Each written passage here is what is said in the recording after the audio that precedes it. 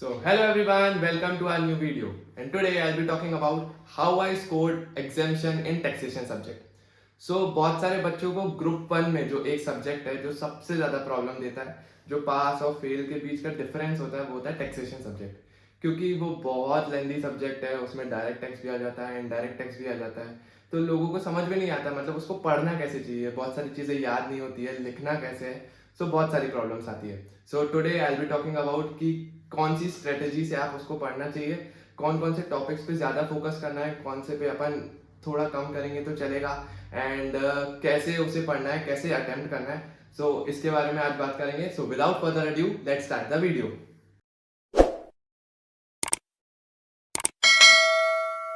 So first of all मैं आप सब लोगों से एक स्ट्रेटेजी शेयर करूंगा जिसकी मदद से मुझे एग्जामेशन लाने में बहुत ज़्यादा हेल्प हुई थी। सो वो स्ट्रेटेजी ये है कि हमारे पास दो सब्जेक्ट है, डायरेक्ट टैक्स और इनडायरेक्ट टैक्स। तो बहुत सारे लोग क्या करते हैं, जो जीएसटी वाला सब्जेक्ट है इनडायरेक्ट टैक्स, उसको उतना टाइम नहीं दे पाते जितना वो लोग डायरेक्ट टैक्स को देते हैं। सो उससे होता क्या है, जो जीएसटी है जो 40 मार्क्स का है, जिसमें से हम आसानी से अगर अच्छे से बिल्कुल उसको टाइम दें तो उसमें से हम लोग 30 मार्क्स आराम से स्कोर कर सकते हैं। लेकिन हम लोग ज़्यादा से ज़्यादा टाइम डायरेक्ट टैक्स को देते हैं, इस वजह से जीएसटी में हम लोग उतना स्कोर नहीं कर पाते। इसलिए जो स्ट्रेटेजी है उसमें ये है कि आप ट्राई कीजिए, जीएसटी 40 मार्क्स का है तो उसमें कम से कम आप 30 मार्क्स स्कोर कर सकें। तो अगर आपको एग्जामेशन चाहिए तो उसके लिए 60 मार्क्स चाहिए होते हैं। तो अगर 60 में से 30 अगर आपको जीएसटी दे रहा है तो बहुत अच्छी बात है। फिर उसके बाद आती है डायरेक्ट टैक्स की बात। अब डायरेक्ट टैक्स में कुछ बहुत बड़े बड़े टॉपिक्स हैं, जैसे सैलरीज हो गया, कैपिटल गेन्स हो गया, पीजीबीपी हो गया, 14 मार्क्स का कंप्यूटेशन हो गया। सो ये बड़े बड़े टॉपिक्स पे बहुत ज्यादा लोग फोकस करते हैं, मतलब इस पे ज्यादा फोकस करते हैं। लेकिन इसका जो वेटेज है, मतलब प्रैक्टिकली इसका वेटेज बहुत ज्यादा है, लेकिन एग्जाम में या तो सैलरी का कभी क्वेश्चन आएगा या तो कैपिटल गेन का कभी क्वेश्चन आएगा।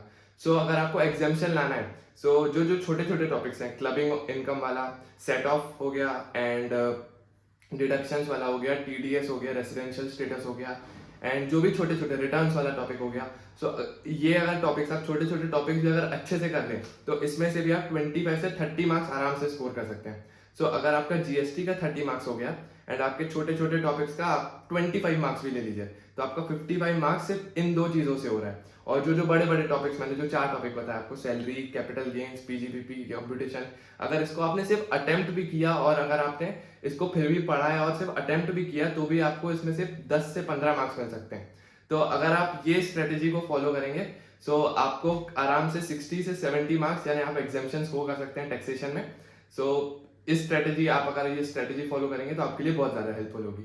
हम बात करेंगे कि आप मतलब मॉड्यूल को रेफर करना चाहिए या फिर कोई बाहर की हम लोग बुक रेफर कर सकते हैं। सो देखिए, मॉड्यूल्स जो है, डायरेक्ट टैक्स में 3 मॉड्यूल है बहुत मोटी मोटी, एंड जीएसटी के अलग 2 मॉड्यूल है, यानी टोटल आपको 5 मॉड्यूल पढ़नी पड़ती है अगर टैक्स को पूरा अच्छे से करना है। सो मॉड्यूल्स में ये कहूँगा कि मतलब आप उसके जो क्वेश्चंस हैं, वो क्वेश्चंस को आप कम से कम 2-3 बार सॉल्व करिए, जो मॉड्यूल के क्वेश्चन है।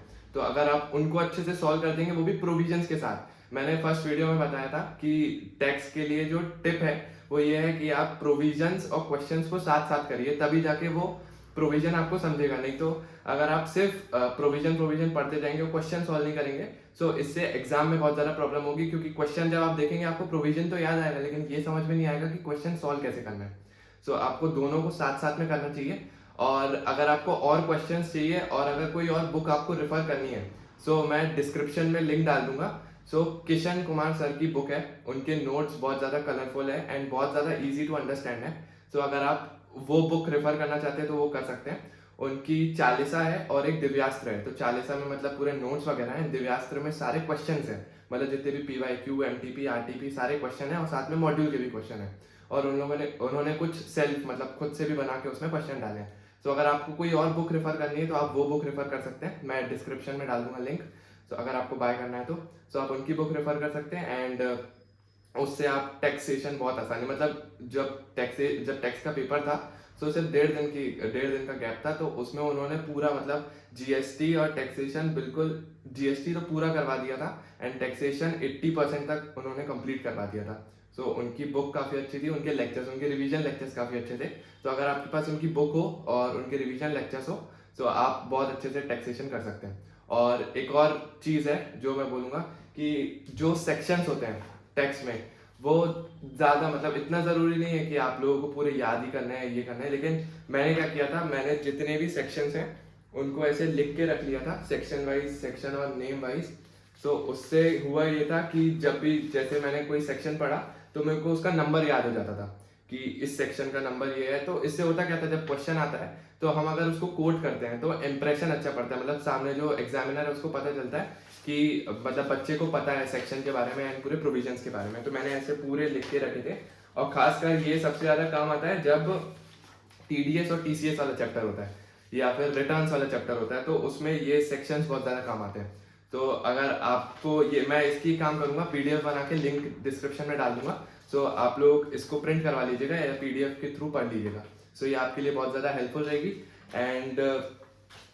एंड जो लास्ट चीज़ मैं ये बोलूँगा कि जो भी टैक्सेशन में एमसीक्यूज आते हैं वो कंपैरेटिवली बाकी सब्जेक्ट से थोड़े से टफ होते हैं। सो आप एमसीक्यूज के लिए आप लोगों को प्रोविजंस बहुत अच्छे से पता होने चाहिए, क्योंकि मतलब वो एक बड़ा सा क्वेश्चन आ जाता है, ठीक है, कि जो भी केस वाला क्वेश्चन आता है तो उसमें बड़ा सा क्वेश्चन आ जाता है, उसमें सारे हेड्स जो है वो कवर कर लेता है वो।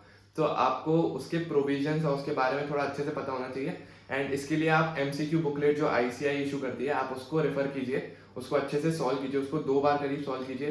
तो आपको पता चलेगा, मतलब पैटर्न पता चलेगा एमसीक्यूज कैसे पूछते हैं एंड कैसे उनको अटेम्प्ट करना चाहिए। सो वो बहुत ज़्यादा हेल्पफुल होगा। एंड जो भी आप लोगों को डाउट्स हो आप कमेंट्स में बिल्कुल पूछ सकते हैं। एंड आपको अगर दूसरे किसी सब्जेक्ट के बारे में ऐसी स्ट्रेटेजी चाहिए एंड ऐसे ही वीडियो चाहिए तो आप कमेंट बॉक्स में बता सकते हैं। Thank you for watching, do like share and subscribe.